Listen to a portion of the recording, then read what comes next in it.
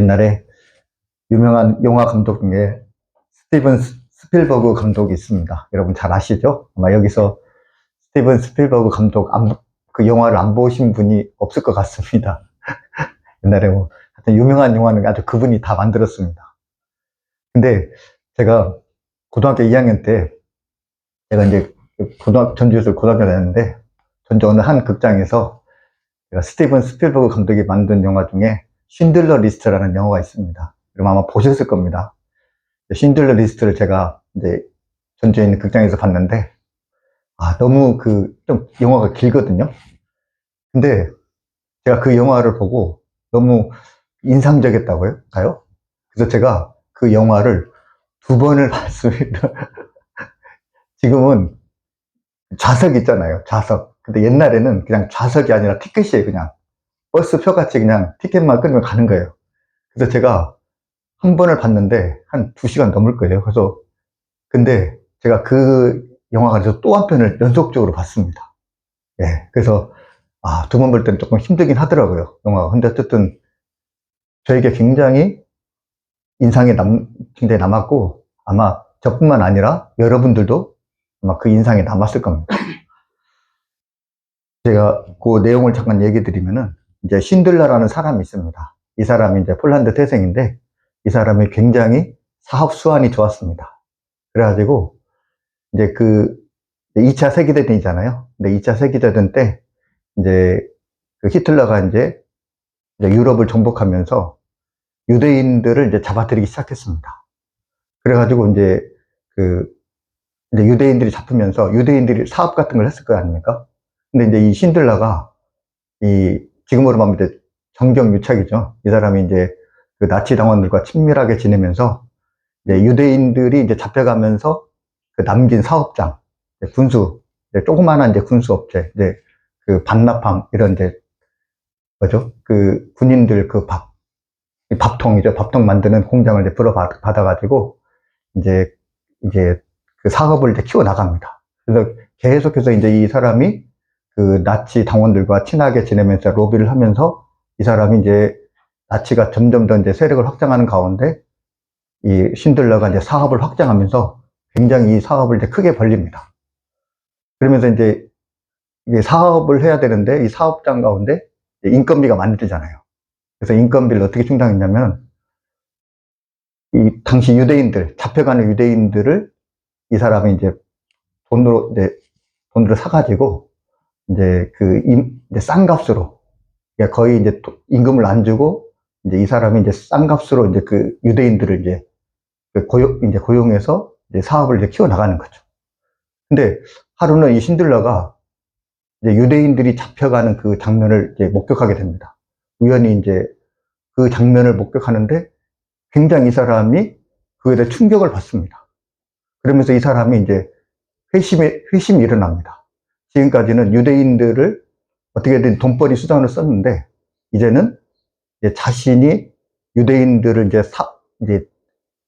그 전에는 이제 돈벌이 수단으로 이제 임금을 싸게 하면서 이제 이 사람 부려먹으려고 샀는데, 이제는 이제 사업이 망해감에도 불구하고, 이제 나치가 이제 전쟁에서 지면서 계속해서 이제 사업이 이제 축소됐는데, 그럼에도 불구하고, 일거리가 없음에도 불구하고 이 사람이 이제 유대인들을 하나씩 삽니다.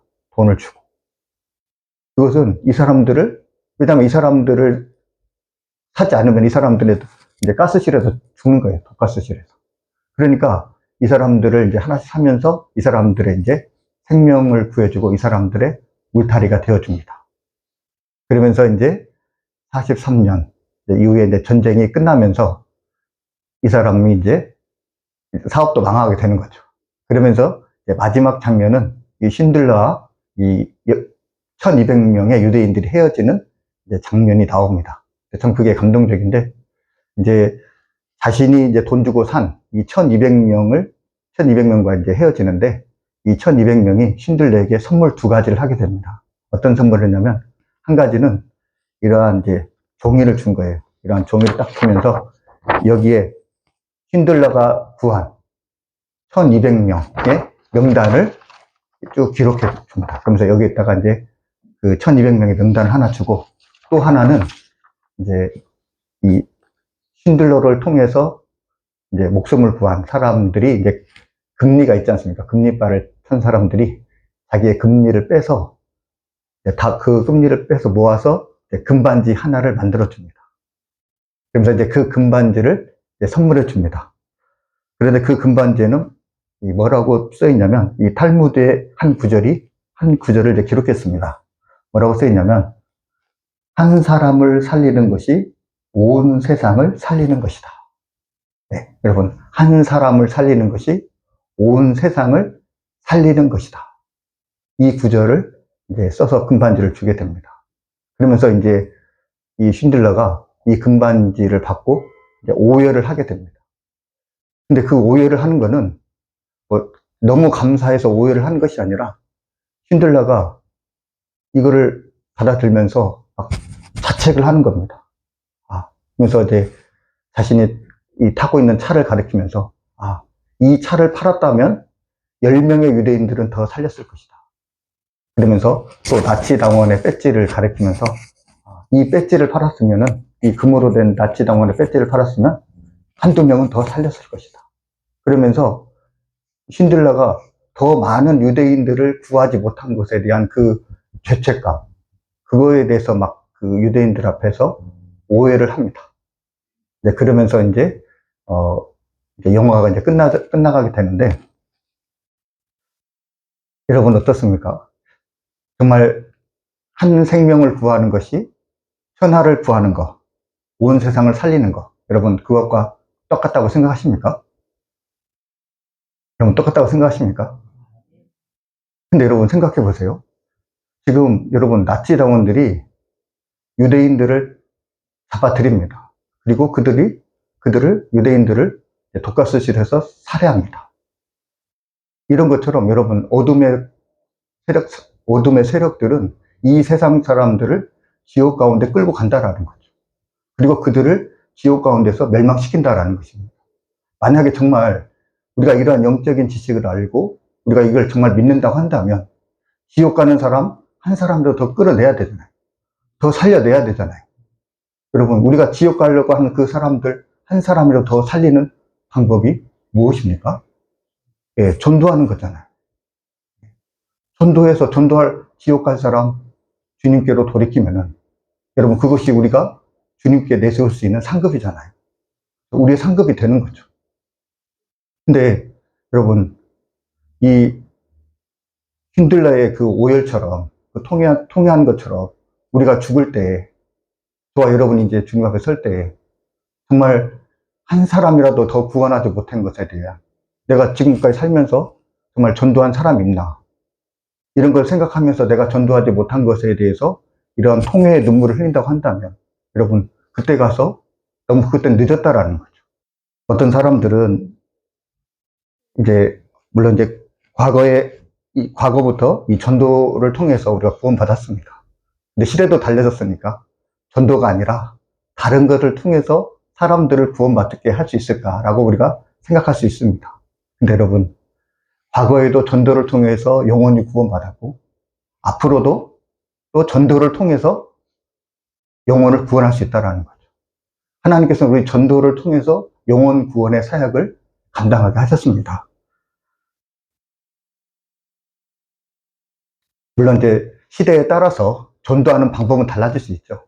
물론 전도하는 방법은 달라질 수 있지만 그러나 그 전도라는 그 자체는 변하지 않는다라는 것입니다. 전도만이 사람을 구원할 수 있는 유일한 방법입니다. 그리고 하나님께서 그것을 위해서 우리를 택하셨고 우리를 부르셨다라는 것입니다. 근데 여러분 내가 복음을 전하지 않으면 사람들이 지옥에 갈 수밖에 없다라는 거죠.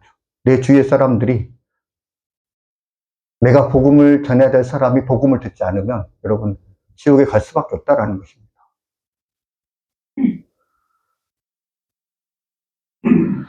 내가 복음을 전하지 않으면 그 사람은 복음을 들을 수가 없기 때문에 그렇다라는 거예요.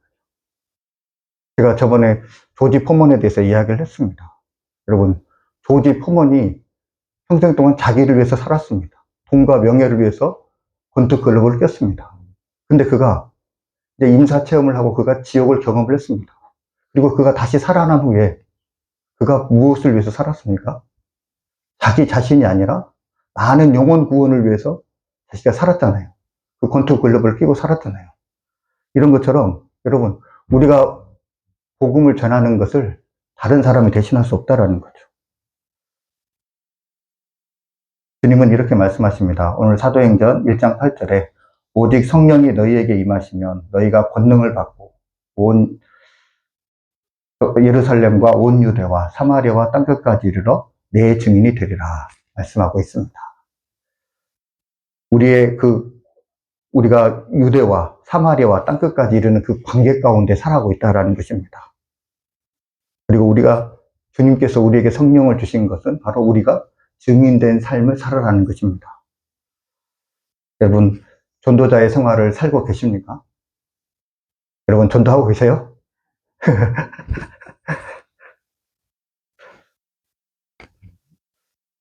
여러분, 전도하면 어떤 생각이 떠오르세요? 제가 실은 여러분에게 우리가 작년에 전도를 하고 싶어가지고 이제 그 붕어빵 전도왕이라는 사람을 알아봤어요. 그래가지고 그가 어떻게 붕어빵 전도를 하는지 그러니까 한번 이제 그거를 알아봤어요. 그런데 그 이후로 이제 제가 연락을 안 했거든요. 그래서 나중에 추후에 연락드리겠습니다. 한번 이렇게 연락을 했는데 어제 전화가 온 거예요. 그래가지고 모르는 이름이 떠가지고 모르는 전화번호 떠가지고 제가 전화를 해봤는데 그 붕어빵 전도하시는 그 장로님이 저한테 전화를 하셨더라고요. 그 몇 달 전인데 그거를 가지고 이제 저를 기억하시고 이제 전화를 하더라고요. 그래가지고 이제 제가 추후에 또 이렇게 또 계획 있으면 말씀드리겠습니다 하고 이제 전화를 끊었는데 여러분, 우리가 전도하면 어떻습니까? 고구마 전도왕, 붕어빵 전도왕, 뭐죠? 진돗개 전도왕 이런 전도왕을 생각하잖아요. 그죠?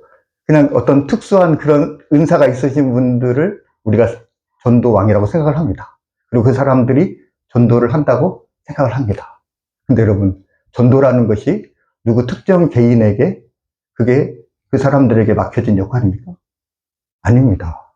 성령 받은 모든 사람들이 다 그리스도인의 증인이 되었다라는 거예요.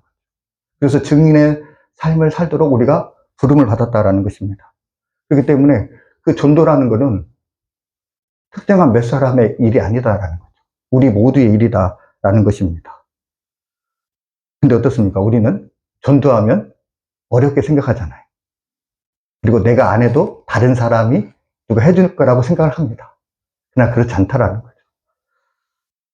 초대교회는 어떻습니까, 여러분? 환경이 좋지 않았습니다. 핍박이 심했습니다. 엄청난 핍박과 경제적인 손실을 감내해야 했습니다. 그때 여러분, 그때 초대교회의 성도들이 어땠습니까? 그래도 그들이 전도를 했습니다.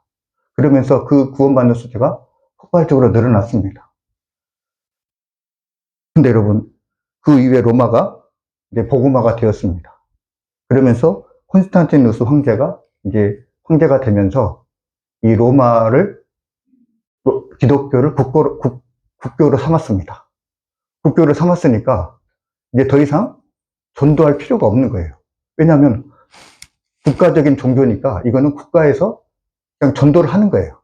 그렇기 때문에 이제 사람들이 굳이 전도를 할 필요가 없는 거예요. 왜냐하면 국가의 칙령이니까. 그러면서 교회는 어떻게 됐습니까? 그 이후로 점점 더 쇠퇴했다라는 거죠. 그 핍박 가운데서 전도할 때는 교회가 부흥됐는데 이제 교회가 이제 기독교가 국교화되면서 더 이상 전도의 필요성을 못 느끼니까 이제 기독교는 점점 더 쇠퇴하면서 이제 타락의 길을 갔다라는 것입니다. 암흑의 길을 걸어갔다라는 거죠. 디모데후서 4장 2절 말씀에 너는 말씀을 전파하라. 때를 얻든지 못 얻든지 항상 힘쓰라. 범사에 오래 참음과 가르침으로 경책하며 경계하며 권하라.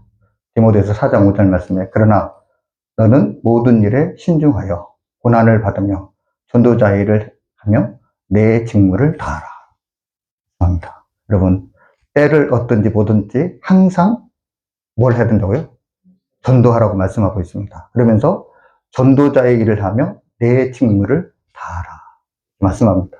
여러분, 이것이 물론 교회 지도자인 디모데에게 한 말이지만 결국 이것이 우리에게 한 말씀이다라는 것입니다.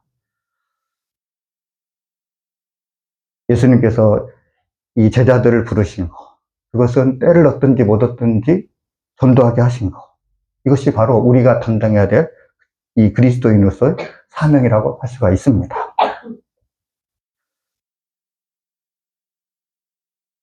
여러분, 전도는 어려운 것이 아닙니다. 근데 여러분, 우리가 왜 전도를 어렵다고 생각합니까?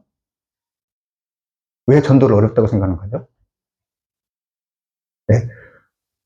전도는 주님을 전하는 거잖아요. 근데 우리는 전도를 인도까지 생각합니다. 그렇죠? 내가 전도하면 이 사람을 교회까지 끌고 와야 된다고 생각하는 거죠. 그래서 어렵게 생각한다라는 거죠. 근데 전도는 뭡니까? 그냥 복음을 전하는 거예요. 복음을 전하는 게 어려운 걸까요? 근데 사람들이 전도와 인도를 헷갈린다라는 거죠. 전도는 우리가 하는 거지만 인도는 누가 하는 것입니까? 그렇죠. 하나님이 하시는 거죠. 우리가 전도할 때 하나님께서 그 사람, 전도받은 사람을 주의 전으로 인도하시는 것은 바로 주님이 하시는 거랍니다. 그러니까 우리가 전도가 어렵다고 생각하는 것은 우리가 주님 일까지 생각하기 때문에 전도가 어려운 거죠. 그러나 전도는 우리가 경험하며 사는 예수 그리스도를 전하는 것. 여러분, 그게 어렵진 않잖아요. 그래서 전도가 결코 어렵지 않다라는 것입니다.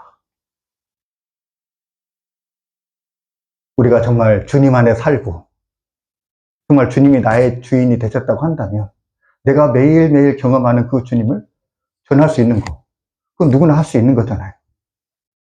근데 여러분, 문제는 무엇입니까? 우리가 정말 주님을 매일매일 경험하며 정말 주님의 그 은혜의 감격 가운데 우리가 살고 있냐는 거죠. 근데 많은 그리스도인들이 영적인 무감각함 가운데 살고 있다는 것입니다.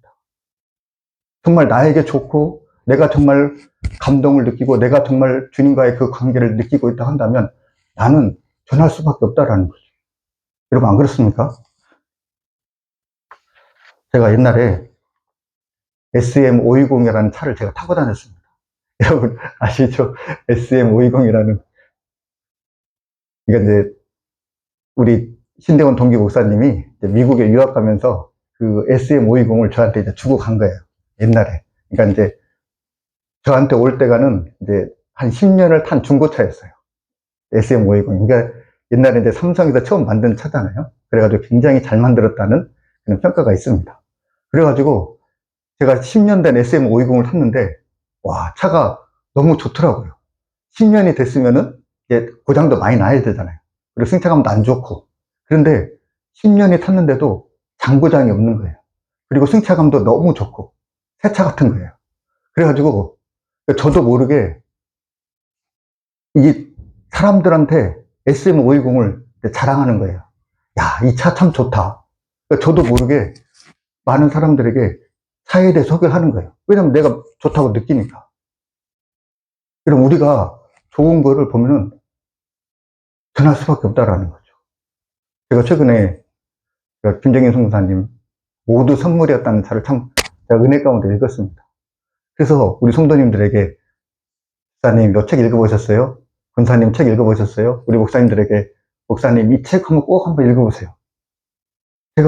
저도 모르게 만나는 사람들에게 그 책에 대한 이야기를 하고 있더라고요. 왜냐하면 제가 느꼈으니까. 여러분, 그렇지 않을까요? 우리가 정말 예배 가운데 은혜 받아, 정말 우리가 신앙 가운데 늘 주님의 그 채워주시는 그 성령 충만한 가운데 채워주신 그 은혜를 체험했다고 한다면 우리가 나도 모르게 너도 예수님 한번 믿어봐, 너도 한번 교회 나와봐, 우리가 이렇게 이야기하지 않을까요? 근데 여러분, 우리의 입이 닫혔다라는 건 뭐죠? 내가 그렇게 느끼지 못한다라는 거예요. 예배는 드리지만 형식적인 예배, 그죠? 신앙생활을 하고 있지만 종교인으로서 신앙생활, 감각과 느낌이 없는 거예요. 그렇기 때문에 나도 모르게 이 예수님을 전하지 못하고 있다는 거죠. 예수님께서 마태복음 28장 19절에서 1절을 말씀합니다. 그러므로 너희는 가서 모든 민족을 제자로 삼아 아버지와 아들과 성령의 이름으로 세례를 베풀고 내가 너희에게 분부한 모든 것을 가르쳐 지키게 하라. 볼지어다 내가 세상 끝날까지 너희와 항상 함께 있으리라 하시니라. 여러분, 주님께서 승천하기 전에 마지막으로, 이걸 위대한 명령이라 하죠.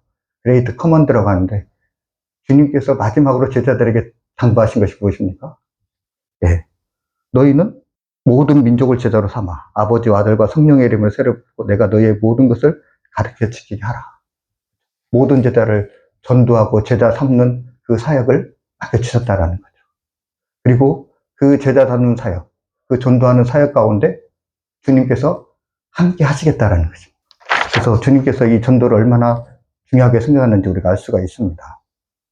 누가복음 10장 3절과 17절, 20절 말씀에 이렇게 이야기를 하고 있습니다. 누가복음 10장 3절에 갈지어다 내가 너희를 보내니 어린 양을 이리 가운데를 보냄과 같도다. 주님께서 70명을 이제 파송을 하십니다. 그리고 70명이 이제 보고를 합니다. 17절에서 20절 말씀에 70인이 기뻐하고 돌아와 이르되 주여 주의 이름이면 귀신들도 우리에게 항복하더이다. 예수께서 이르시되 사탄이 하늘로부터 번개같이 떨어지는 것을 내가 보았노라. 내가 너희에게 뱀과 정갈을 밟으며 원수의 모든 능력을 제어할 권능을 주었으니 너희가 해칠 자가 결코 없으리라. 그러나 귀신들이 너희에게 항복하는 것을 기뻐하지 말고 너희 이름이 하늘에 기록된 것을 기뻐하라 하시니라. 주님께서 제자 삼고 전도한 일에 항상 너희와 함께 하겠다 말씀하셨는데, 여러분 70명이 전도하는 가운데 어떤 일이 일어났습니까? 뱀과 정갈을 밟으며 원수의 모든 능력을 제어할 권능을 받았다라는 것입니다. 여러분, 주님의 은혜와 주님의 권능은 그냥 주어지는 게 아니라는 거죠. 전도하는 현장 가운데, 전도하는 삶 가운데 주님께서 우리에게 그런 능력을 주신다라는 것입니다. 고린도후서 3장 6절과 7절에 말씀합니다. 나는 심었고 아볼로는 물을 주었으되 오직 하나님께서 자라나게 하셨나니 그런즉 심는 이나 물 주는 이는 아무것도 아니로되 오직 자라게 하시는 이는 하나님뿐이니라. 여러분, 전도의 나무가 자라고 열매가 맺히기까지, 여러분 그 일은 하나님께서 하시는 겁니다. 자라고 열매 맺는 건 하나님께서 하시는 거죠. 근데 여러분, 그러나 씨를 심고 물을 주는 것은 우리의 역할이라는 거죠. 전도하지 않는데 교회가 부흥된다? 그런 일은 일어날 수 없다라는 거죠. 씨를 뿌리지 않았고 물을 주지 않았는데 어떻게 나무가 자랍니까? 올 한 해 여러분, 우리가 전도하는 일에 힘썼으면 좋겠습니다. 주님께서 많은 열매를 거두게 하실 줄로 믿습니다. 매일매일 삶의 현장 가운데 전도자의 삶을 살아가는 저와 여러분이 될 수 있고 주님의 이름으로 축복합니다. 기도하겠습니다. 하나님 아버지, 한 영혼을 살리는 것이 온 세상을 살리는 일임을 다시 한번 깨닫게 하시니 감사합니다. 우리를 구원하신 은혜에 머물지 않고 전도자의 사명으로 살게 하옵소서. 전도를 어렵게 만드는 두려움과 고정관념을 깨뜨려 주시고 성령의 권능으로 담대하게 하옵소서. 우리의 말과 삶을 통해서 예수님이 증거되게 하시고 심고 물 주는 그 순종의 자리에 서게 하옵소서. 전도를 통해 영혼도 살고 우리의 믿음도 살아나게 하여 주실 주님을 신뢰합니다. 이 모든 말씀 예수님의 이름으로 감사하며 기도하옵나이다. 아멘.